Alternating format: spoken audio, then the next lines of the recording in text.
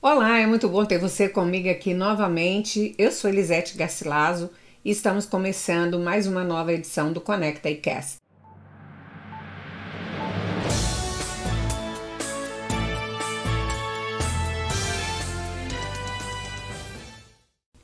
Tempestade mortal causa inundações e deixa ao menos 10 mortos no sudeste dos Estados Unidos. Chuvas torrenciais atingiram o sudeste dos Estados Unidos no fim de semana, resultando em inundações severas que deixaram pelo menos 10 mortos e causaram destruição em vários estados. O Kentucky foi o mais afetado, com 9 mortes confirmadas, levando o governador Andy Beshear a declarar estado de emergência. No estado da Geórgia, uma 10ª vítima foi registrada quando um homem foi atingido por uma árvore que caiu sobre sua casa enquanto ele dormia. Cerca de 1.000 pessoas tiveram que ser resgatadas das águas das enchentes no Kentucky, onde algumas áreas registraram até 15 centímetros de chuva. O rápido acúmulo de água fez com que rios transbordassem, submergindo casas, bloqueando estradas e prendendo veículos. No condado de Obion, no Tennessee, a forte chuva causou o rompimento de um dique, resultando em inundações repentinas. A pequena cidade de Reeves, com cerca de 300 habitantes, foi completamente alagada, levando o prefeito Steve Carr a declarar estado de emergência e ordenar evacuações obrigatórias. Além do Kentucky, Alabama, Mississippi, Tennessee, Virgínia, Virgínia Ocidental e Carolina do Norte também sofreram impactos severos da tempestade, que segue para o Canadá, trazendo neve pesada e temperaturas congelantes. O governador Beshear solicitou à Casa Branca uma declaração de desastre para liberar fundos federais para a recuperação. O presidente Donald Trump aprovou o pedido no domingo, autorizando a Agência Federal de Gestão de Emergências, o FEMA, a coordenar os esforços de socorro. A Secretaria do Departamento de Segurança Interna, o DHS, Kristi Noem, afirmou que está em contato com os governadores dos estados afetados e reforçou que a FEMA está pronta para prestar assistência. Enquanto os estados atingidos tentam lidar com os estragos, meteorologistas alertam para novos desafios climáticos nos próximos dias. O Serviço Nacional de Meteorologia prevê a chegada de ar ártico, trazendo frio extremos e ventos perigosos para a região central dos Estados Unidos nesta semana.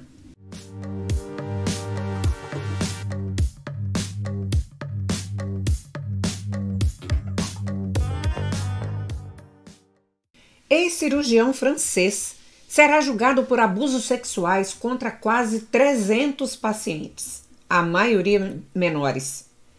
O ex-cirurgião Joël Le Esconnerc, de 74 anos, enfrentará a justiça francesa no final deste mês, acusado de estuprar ou agredir sexualmente 299 pacientes ao longo de 25 anos, a maioria menores de idade e muitos sob anestesia.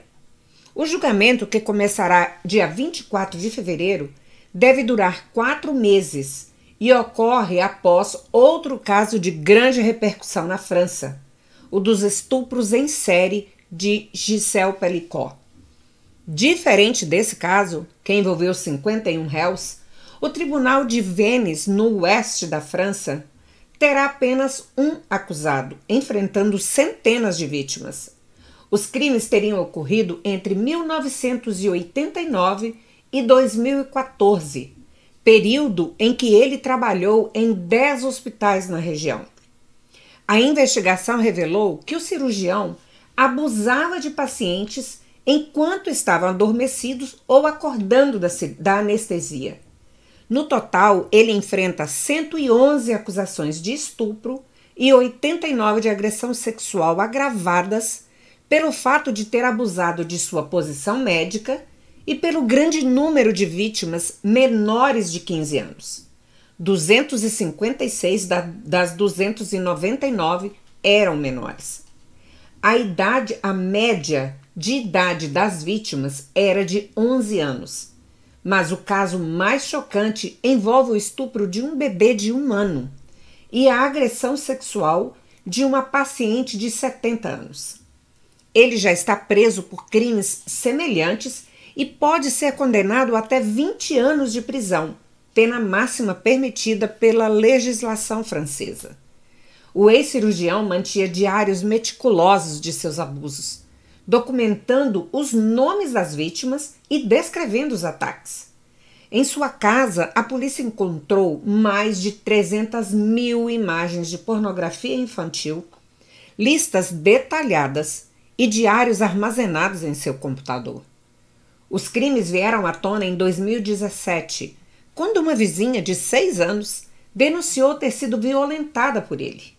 A denúncia levou à descoberta de outros casos, incluindo o estupro de uma sobrinha e agressões contra outra sobrinha e uma paciente na década de 1990. Além disso, ele já havia sido condenado em 2005 por baixar pornografia infantil, após uma denúncia do FBI, mas continuou exercendo a medicina mesmo após a sentença.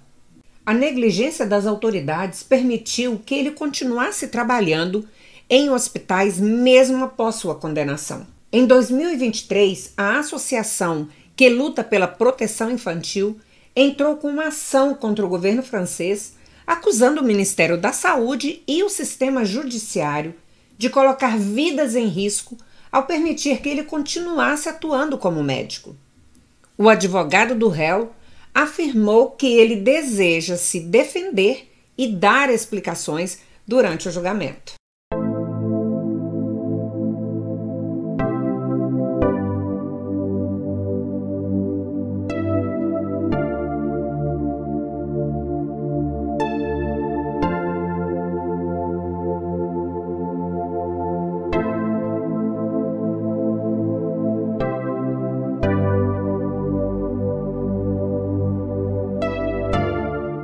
Medo da imigração faz brasileiros se esconderem nos Estados Unidos.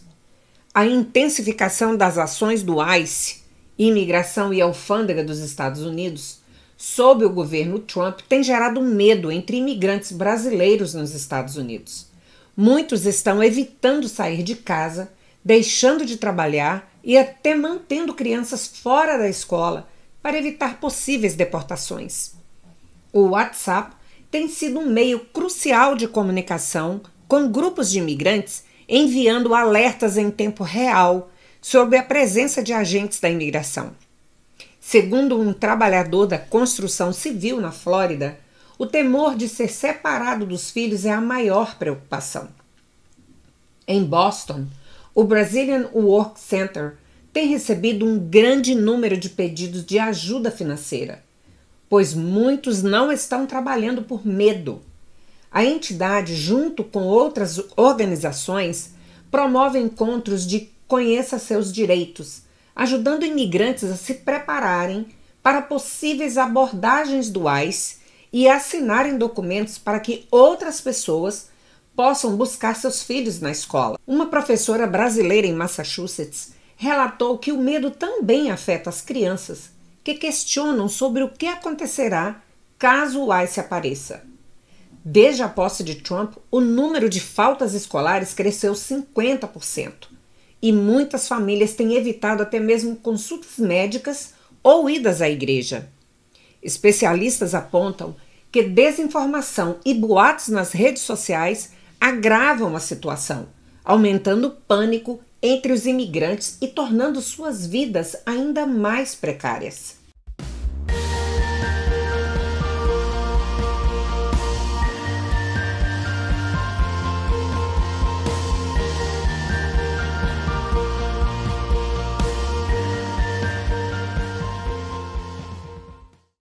Consulados do Brasil alertam imigrantes sobre seus direitos nos Estados Unidos. Diante do aumento das operações do ICE para prender imigrantes em situação irregular, muitos brasileiros que vivem no país tem dúvidas sobre como agir em caso de abordagem policial. Para esclarecer os direitos dos imigrantes sem documentação, os consulados do Brasil na costa oeste dos Estados Unidos se reuniram com advogados especializados em imigração. A principal recomendação é que os imigrantes sempre encarreguem seus documentos legais, como passaporte americano, visto válido ou green card. Quem não possui status legal deve ter consigo uma cópia do Know Your Rights Card, documento que informa sobre seus direitos e pode ser apresentado caso seja abordado. Esse cartão pode ser baixado no link que vamos deixar na descrição deste canal para que você tenha acesso, possa imprimir e ter esse cartão com você. Se agentes do ICE baterem à porta de sua residência, não se deve abrir sem que eles tenham mandado judicial.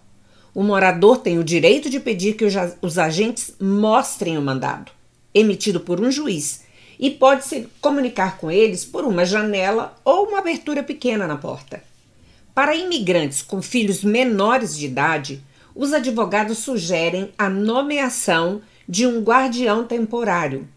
Esse documento permite que uma pessoa de confiança fique responsável pelas crianças caso os pais sejam detidos, evitando que elas sejam enviadas para o sistema de guarda do governo.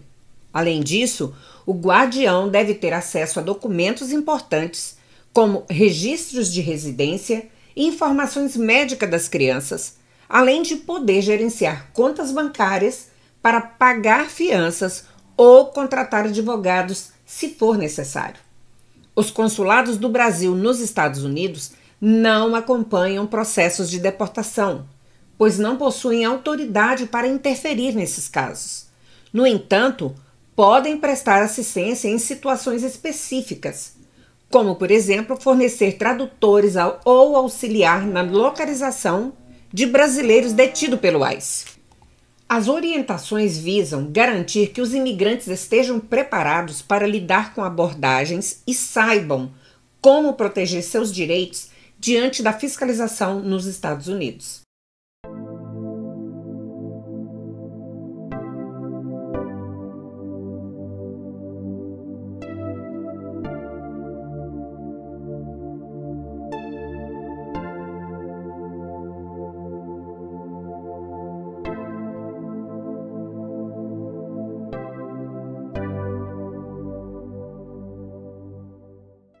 O governador da Flórida, Ron DeSantis, sancionou um pacote de lei de imigração considerado o mais rigoroso dos Estados Unidos. As novas regras incluem a criminalização da entrada irregular no estado, a eliminação da mensalidade estadual para imigrantes sem documentação e até a pena de morte automática para condenados por assassinato. Para reforçar a fiscalização, serão investidos 298 milhões de dólares, incluindo a contratação de novos agentes e treinamentos. A decisão gerou forte reação da oposição, com parlamentares alertando para possíveis contestações judiciais. O senador Carlos Smith afirmou que a lei pode agravar a escassez de mão de obra e aumentar os preços no estado. Por outro lado, defensores da medida argumentam que imigrantes sem documentação não deveriam ocupar vagas em universidades estaduais. Além das novas restrições, DeSantis fechou um acordo com o Departamento de Segurança Interna e a Patrulha Rodoviária da Flórida para que policiais estaduais ajudem na aplicação das leis federais de imigração. O governador declarou que a Flórida está alinhada com a administração de Donald Trump no combate à imigração ilegal. Apesar da comemoração entre os aliados de DeSantis, especialistas alertam para possíveis batalhas judiciais e impactos econômicos negativos. O ponto mais polêmico da nova lei, a pena de morte automática, já foi classificado como inconstitucional por críticos e deve ser questionado legalmente nos próximos meses.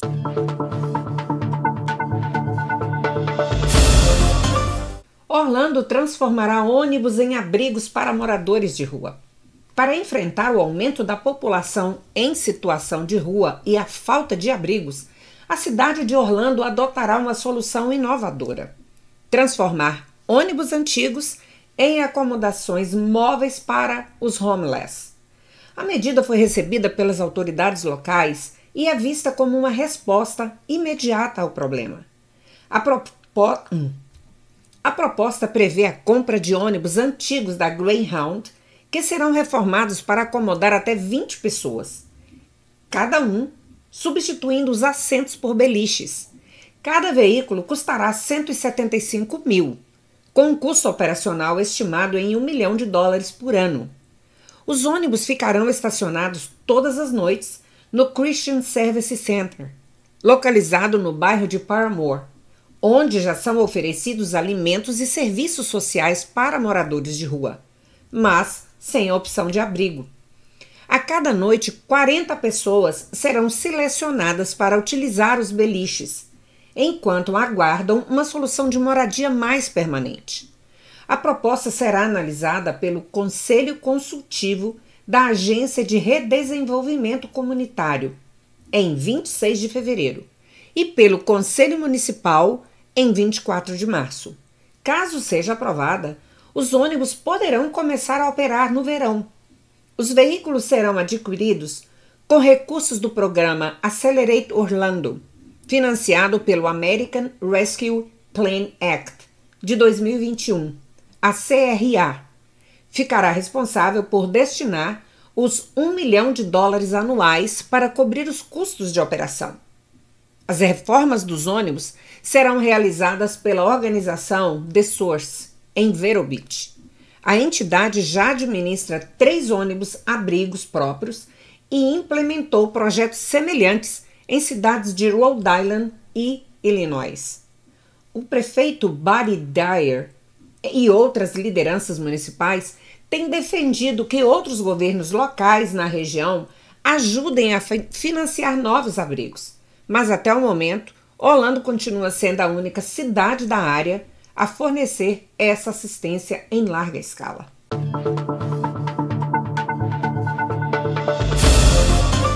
Papa Francisco enfrenta infecção polimicrobiana e permanece hospitalizado.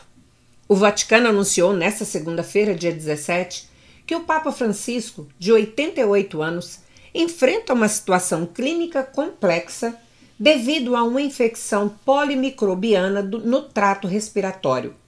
Como resultado, seu tratamento foi modificado e ele permanecerá no hospital pelo tempo necessário.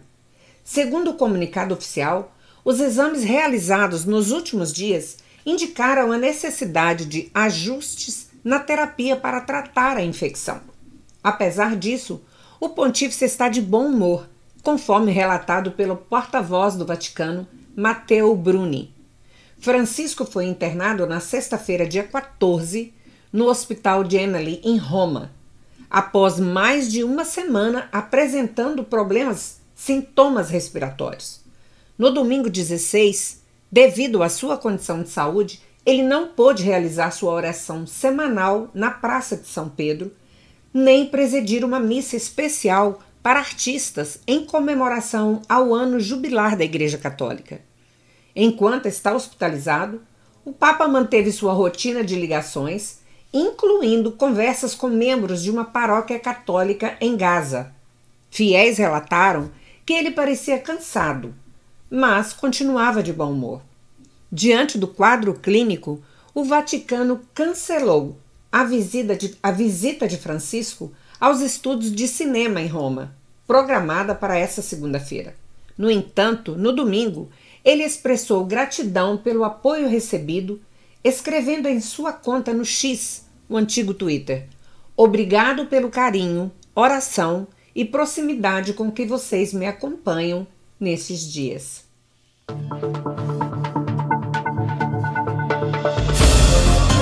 Por hoje é só, vou ficando aqui e peço a você que está me ouvindo e ainda não é inscrito neste canal, por favor, faça-o agora, clica no sininho para você ser notificado toda vez que a gente subir um novo vídeo e, se for possível, compartilhe esse vídeo com mais pessoas.